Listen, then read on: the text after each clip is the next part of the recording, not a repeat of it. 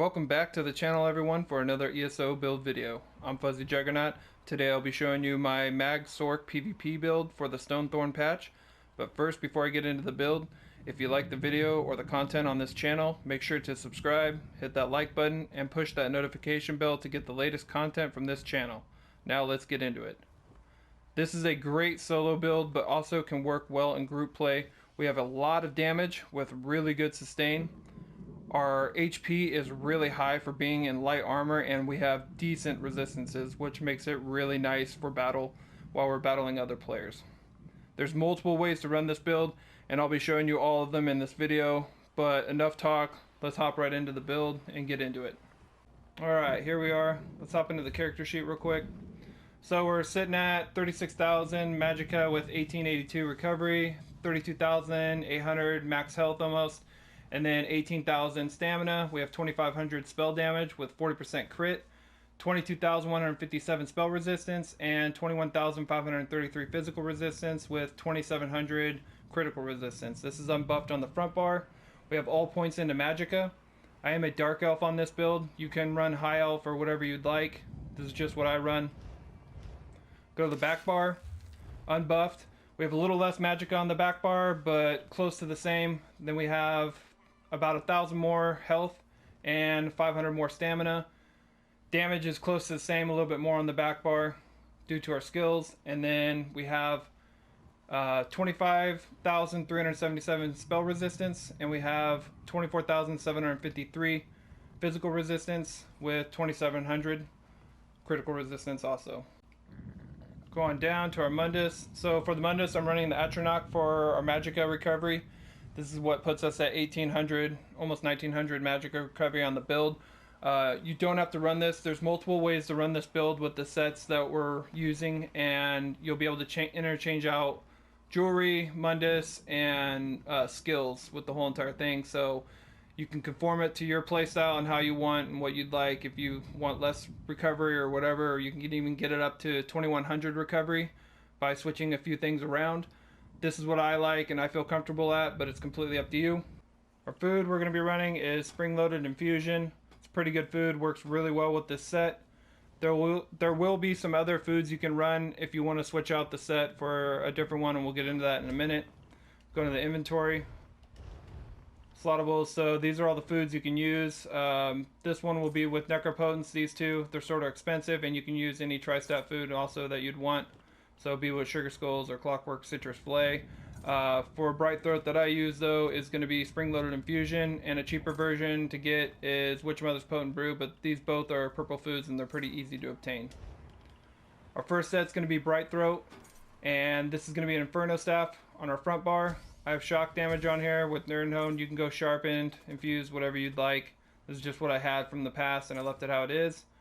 This is going to give us max Magicka, Magicka recovery, and then while you have a drink buff active, your max Magicka is increased by 2,000 and Magicka recovery by 167. This set, I like it better than necropotence than the other ones. Yes, the other ones give you more Magicka, which is nice, but I have no sustain issues on this build at all. And we have high health, high resistances, and really good recovery, so this gives us more recovery, which I was looking for, instead of the more max Magicka. And like I said, you can switch out the Munduses and put the Mage or whatever you'd like for more Magicka, or you can even go spell damage, any of that stuff. You can run poisons on here if you want to. I just haven't yet really tried them on here. Then our back bar, we have Sword and Board. This is going to be Bright Throat Sword. This is Nerdhone for increased healing. The shock damage I need to change actually. Put something else on there, the weapon damage, enchantments, pressure, any of that stuff. And then we have Bright Throat Shield. This has a tri-stat enchantment on it, sturdy, to help with the blocking. And these are golded out. You don't necessarily have to have your back bar sword and board golded out. It does help a lot, but it's not like a big deal. Just make sure you have your main weapon golded out if you can. Then for our monster helm and shoulders, we're running Mighty Chuden. I know people are going to give me shit about this, but this is just how I run it. You don't have to run it how I do, and I will show you a different way to run it that you don't have to use Mighty Chuden. I just personally like to free up a space on my bar, and I feel that the heals from our skill don't really necessarily work that well on this build, so it's completely up to you, but I'll get into that in a minute. So I run Mighty Chuden, Tri-Stat enchantment on here, Impenetrable. This is going to give us max armor, which helps out really nice, and it gives us max health, and then gain minor resolve at all times, increasing your physical and spell resistance. I know that we can get that free from almost all of our classes that we run, but there's a reason that I run this, like I said, and I'll get into that in a little bit. Then our second set is going to be Warrior Poets. I like Warrior Poets a lot. It's really nice. This is going to be heavy in the chest and legs. We have a Tri-Stat enchantment on here, Impenetrable. This is going to give us max health, max armor, max health for the 5th ability, and then also the 5th ability we gain minor toughness at all times, increasing our max health by 10%. So that's how we get up to that 33,000 health marker, that and our pet. And even when you take the pet off, you'll still be over 30,000, almost 31,000. So that's our second set. The shoulders infused, preferably you'd like these impenetrable, and you can go with reinforced on the chest and the legs if you want, and the helmet, it's up to you. This is just what I had, and I didn't feel like using transmutation crystals on them. But this is infused. Try to get it in pen if you can. Tri-Stat enchant on there. Then Bright Throw, belt, impenetrable, max Magicka. Bright Throw arms, max Magicka enchant, and then impenetrable. And then Warrior Poet, Tri-Stat enchant, impenetrable. You can go reinforced like I said if you want. Give you more resistances. And then max Magicka enchant on the Bright Throw boots, and these are well fitted. Preferably you can make them impenetrable or whatever. Well fitted helps a little bit, but I don't really need it on here. Then for our jewelry, we have Warrior Poets on all the jewelry pieces. Max Magicka enchant on here with Arcane. Then we have 2 infused rings with spell damage. You can put more recovery, and you can also change these out if you want to put, let's see where it is, another recovery with more Magicka. Go to the character sheet. So you'll be sitting at a higher version of Magicka. You'll have more recovery, 2100 with 36,000. That's on the back bar.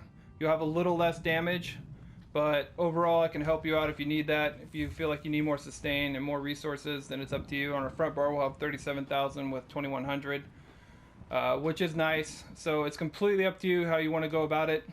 It's your choice. Now if you don't want to run Bright Throw, you can run Necropotence.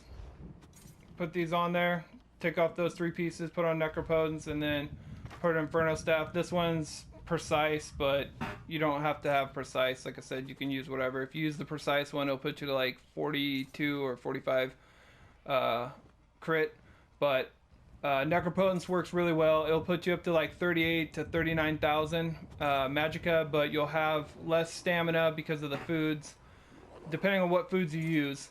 And then also you'll have less recovery, even with the Atronach on there. So I preferably wanted the more recovery, and like I said, I like to have the recovery and the Magicka, and I feel that I have no sustain issues with it. So it's completely up to you. If you want to run Necropotence, go ahead. You can. You can even run Crafty Alfiq if you'd like. Alright, let's go into our skills real quick. So on the front bar, we have Haunting Curse. These are all in buff too. Crystal Fragments. Inner Light. This is help with our Magicka to increase it, and then also gives us crit. Then we have Crushing Shock. And then we have Summoning Twilight Matriarch. I use this for a heal, and it also increases our health by like 2,000, which is really nice.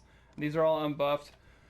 You can switch this out. I do run it 2 different ways, so you can actually put, let's see here, Bound Aegis on there. This will increase your max Magicka by 8% and also give you 1,500 more resistances, which is really nice, and I run it both ways, so you can run it either way you'd like. So if we go back to the sheet, you'll see that we have only 31,000 close to it max health, but we have 1,500 more resistances. So we're sitting at 23,477 and then 22,853. So it is nice in that aspect, but sometimes it's not worth it. It just depends. I like having the heal, and also you get the heal on the front bar and the back bar by having the pet, but it's completely up to you. You get more Magicka too, so either way it works out. Put the pet back on real quick. Then for our ulti on the front bar, we have Greater Storm Atronach. You can run either version, whichever one you'd like. They work really well. Puts a lot of pressure on people. Then for our front bar, we have Dark Conversion. This is our another heal, and this gives us resources back too. And since we have such a high stamina pool, and the reason I run the Bright Throat with the spring-loaded infusion is that not only do I get the recoveries, but I get the high stamina from spring-loaded. But we're able to take so much stamina every single time we use this, and we never really run out of stamina. So you're able to still block, run around, dodge roll, do all that, and it really makes the difference in a fight when you can use all those and still get resources back from using this ability. It's really nice. Plus we get a decent heal from it. It's not the best, but this stacked with the Matriarch works pretty well. Then we have Crit Surge. This is going to give us our Major Sorcery and Brutality. We're using it for the Major Sorcery, which is nice. And then this also heals us every time we do a crit. Since we're at that 40%, quite often our Crushing Shock and other abilities crit a lot. So it doesn't seem like the highest crit ever, but it does work really well. Remember, we're in light armor, and we're pretty tanky for being in a light armor build. Also, you're getting the crit heals from this. Then we have Hardened Ward for our shield. In PvP, this is the stat right here. So we're at 88,276. It actually goes higher than that when I pull out the Matriarch. So pull it out real quick.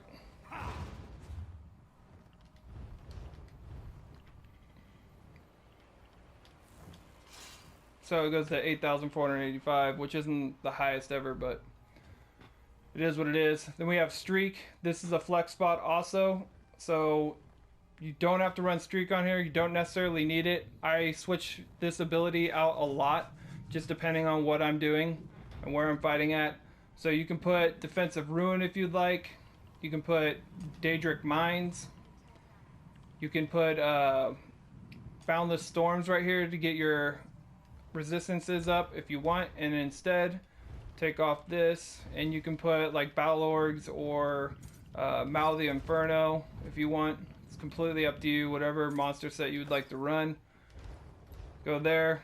You will lose some resistances and some health, unfortunately. But as you see, you'll have more Magicka. You'll still have good health, and your resistances will be a little bit lower. So if we hit it, we're at 23,942 and 23,318. So it's not as high. We lose about 2,000 resistances almost on it. But it's completely up to you if you want to run it. That's still decent, and you can still fight in that, especially since we're in light armor. We have a lot of damages and decent healing.